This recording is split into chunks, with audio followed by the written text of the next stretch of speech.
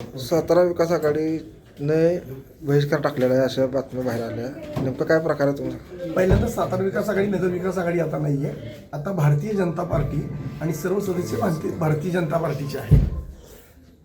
आपण म्हणताय त्यामुळे कुणी बहिष्कार टाकला असा विषय नाही आहे.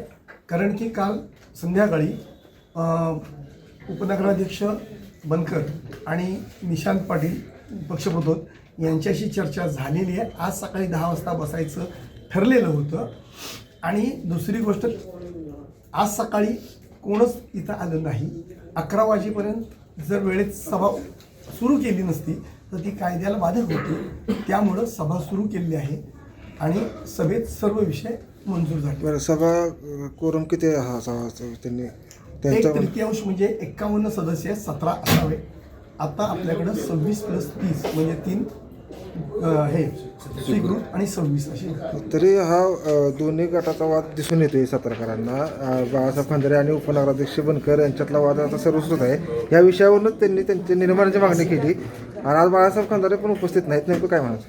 नाही, बाळासाहेब खंदारे उपस्थित नाहीत का हा विषय माहीत नाही.